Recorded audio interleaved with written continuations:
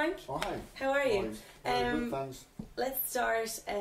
You tell me a little bit about where you come from and where you grew up. Okay, I come from a tiny island in the Indian Ocean, southwest of Mauritius near Madagascar. And I grew up there and for 10 years. So I was there with my parents, and on the island I caught the virus of percussion and drums and stuff like that. All the people who live on this tiny island, they come from different horizons, different culture. So all the time they have something to celebrate. They're walking down the streets and they play music. So they play acoustic and percussions. So and I got the virus like that, surrounded by this all the percussions stuff, and it was very interesting, and it just caught me. Yeah. Like that. And you mentioned your parents. Were either of them musical, or anybody in your family? Actually, just my grandfather was a guitar player in a band, so I never heard about this music. But yeah. You picked it up somewhere? Yes, definitely in the family. Otherwise, no, it was the only one, and maybe I'm just the following in your grandfather's footsteps. Yeah, that's it. Yeah. And did your parents, they were supportive in your yes, musical interests? Yeah, of course. Yeah, my mom not that much, but my father bought me my first drum kit. So it's like when he came back with the drum kit, it's like I was wow, that's for me. That he's like, yeah, this is crazy. Go for it. Yeah. So I put the drum kit in the garage, and I start to make some big noises. And but then because I caught the virus and percussion stuff on this tiny island, and when we came back in the south of France, and I start to play drums there. I was, I think, 13, 14 years old, and so I start to develop actually my playing on the all I've learned on percussion stuff, and then on the drum I start to develop like a kind of playing, as we say, and I was a tough player. Yeah, and I know that the percussion was a huge influence, but when you got back to France then, who began to influence you there? And so with a couple of musical heroes, I guess. Yeah. So with a couple of friends, so on this tiny island it was more like exotic rhythm. And then when we come back to France with all the influence of all the friends around me, we start to listen some rock music and hard rock like Iron Maiden, AC/DC, and Van Halen, and Tin Lizzy, and all this kind of music. And so we were a bit mad, to listen all this kind of music, and we develop, and we've been caught by this music, and we start to play along with the music, and then we start a band, and we start to play all around the area and the clubs, and it was great, and it was a good time. Yeah, I bet. It was a good time. Did you at that time, did you given your interest in music, did you further that education-wise, or did you learn any kind of musical theory, or? At the beginning, no, not really. And then, I get more and more interested because I wanted to develop, my playing. It's nice when you start by yourself, but then if you want to go further, and music is it's a bit like a science. So I think it's important to to develop and to understand how it works. So like my heroes were Stuart Copeland from Police, and when I heard this guy for the first time, it's like, wow, this is it. That's the instrument I want to play. Yeah. Because I start by to get some guitar lessons first. I was very young, but the guitar was a bit actually for me it was a bit boring, because to play well the guitar you have to make some big efforts with your playing, and your fingers on the neck to get the real notes, and the drums was more like, because it's a percussive instrument, for me it was easier to get the sound from something. So, and but for the music education, yes, I start to go a music school in France. Yes. Middle of nowhere. And then after this year, I've done this year, and after that, I said to myself, so I have to go further because I want to know more and more and more, you know, until I can reach a certain level, or I can understand the music well. So after this year in France, I decided to go to Los Angeles, in Hollywood at the Musician Institute. Yeah. So and there I met so many great players and big names in the music industry. Yeah. And I started to learn with them. Yeah. And I got some teachers like David Salinas, Gary S, Ray Luzier, and so many others. I mean, the list would be too big to put up the names. Well, it was through them, I guess, that you found a style and developed it. And definitely. So I started a bit in France, and but then, you know, in America, and with all those great guys, I just actually there were teachers, and then we became friends. But there are, you know, through them you just practice, and they give you exercise to work, and you have to do your homework. You go back home and you practice. You get your practice routine, and then you start to copy them, even if you don't want, but you start to copy them. Well, that's the influence. Yes, this is the influence. And then you just put your own touch, and then it's like you're blending something between them and yourself, and you get your own touch and your own stuff. So it's very interesting. That must be very interesting, because given your very early background, you know, coming from that island and the percussion, and then getting it up to that point. Yes, because when you really think about it, I mean, it's an amazing, you know, way, you know, from the starting point to where you're going and where you want to go. Yeah. And it's an amazing path. You know. How do you keep challenging yourself to go further? Because this is obviously something that you do. So. Yeah, I mean, you have to keep challenging yourself every day. I think it's very important if you want to keep your motivation. I mean, you know, music, it's just a passion. It's a love. It's just a part of yourself. But I mean, to keep challenging yourself. I just do like a practice routine, you know, about 2 or 3 hours a day, and sometimes more. It's like I really need it.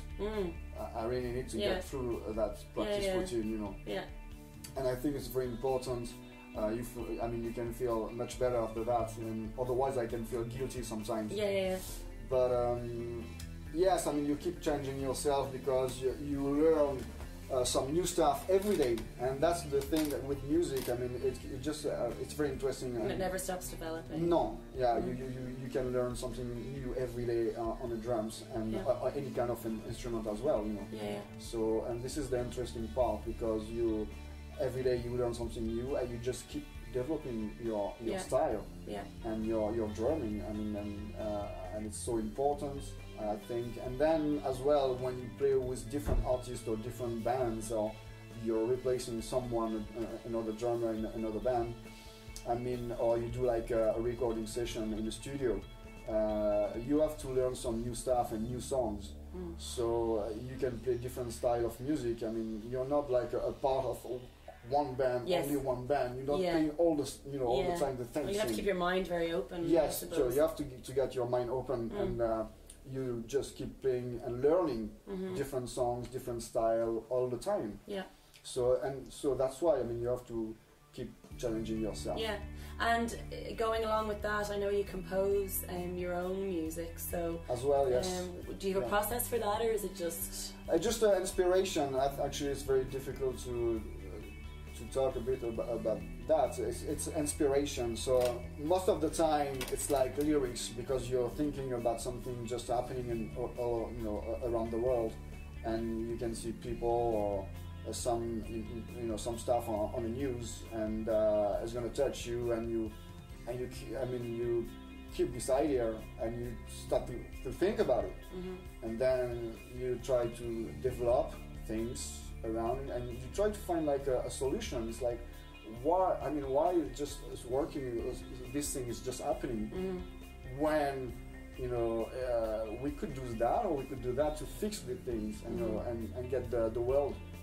Live in a better world. Yeah, yeah. So, and then you start writing some phrases, some lyrics, and some stuff, and then you just pick up a guitar, and you try to find a melody for the verse, and then for the chorus, and then you develop. You just keep developing like the idea, and the idea just to be become the song. Yeah.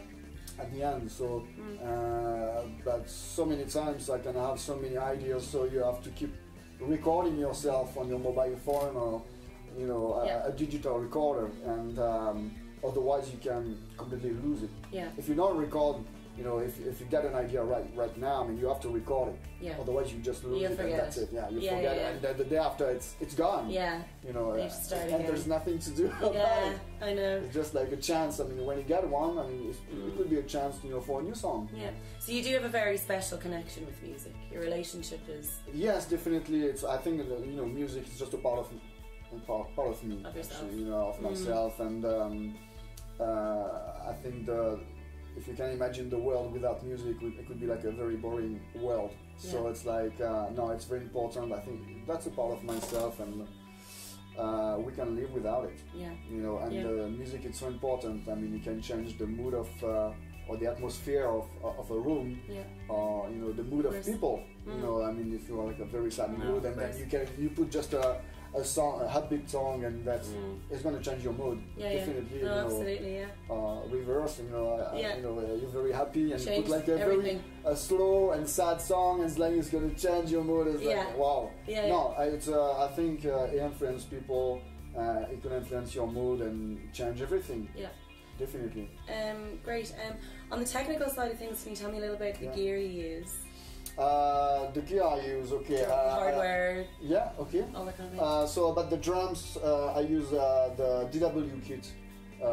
It's a collector series. They're amazing kits, and I wanted an instrument who just can reproduce the sound, the authentic sound, and warm with a lot of warmth, and very punchy, very powerful sound. And I did try so many different names, and I found DW drums the most amazing, and they're the best. The company, DW Drums company, they are the best company in the world. So I think for the drums, nothing can beat that DW. Yeah. So I use as well DW hardware, and I use the 9000 series for the double pedal, and I got a 5000 for the hi-hat, and so yeah, I can play with I got as well the V drums electronic drums kit. You can use as live as well, or for recording, but for the gigs, it's DW. Okay. And what about the sticks? For the sticks, I use the ProMark stick with it's a Reluzier signature sticks. They're amazing, and they're the best stick for me. Yeah. I did try so many names and so many different models as well. And you finally found the ones that worked. And then I found the sticks just fit and suits me. It's just an extension of your arm, and for me they're the best. So thank you very much, Ray. They're the best sticks in the world. And what about everything else? Your mics? So as a mics, I use Audix microphones. I think they are the best mics as well, because they are very easy to use, just right off the box, and they are ready to go, ready to rock. I mean, they're built with the kind of pre-EQ, so you don't need when you mic up the acoustic kit, and you don't need like compression, you don't need like to get an EQ or something else. I mean, so the job just becomes very easy for the producers and for the drummer. As a drummer, you have to set up very quick and get the gear ready to rock quick. So you just plug in the mics, and that's it. You're ready to go. It's ready to go. Right. Okay. What about cymbals and? The cymbals, I use the Sabian cymbals. I got a big set of cymbals, different colors, different model as well. I use the AAX and the HHX, and a different type of cymbals like the Volt as well. And they're just amazing, and so punchy, and they don't break. Yeah. So you can do your own mix, your own set. You can build your own set of cymbals, and with different colors. And but when I did choose every single cymbal, I did pick up very precisely, and so they all work very well all together. Okay. And do you use an in-ear monitor? I use as an ear monitor. I use Alien Ears. I think it's a great company because you know, I did search for a long time to get a very good in-ear monitor, and I think the Alien Ears it was the only company for me as a drummer, because I need to get the very punchy low hand. I found Alien Ears with this triple drivers with the double low hands, which is very important for me because in the mix when you play drums, usually you can get lost with the low hands, with the bass drum or the floor tom or stuff like that. Usually the high frequencies you get it straight away in your ears, but the the low hand sometimes can be lost. And so with the triple drivers and the double low hands, it was the perfect in-ear monitors for me. So I did pick up Alien Ears, and I think for me that's the best and works for me. Great. Yeah.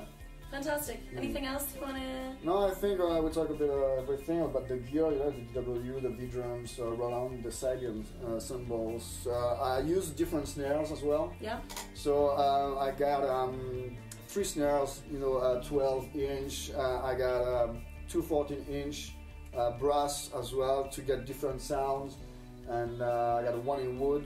It's a 12 DW as well, collector series. I got a Ludwig.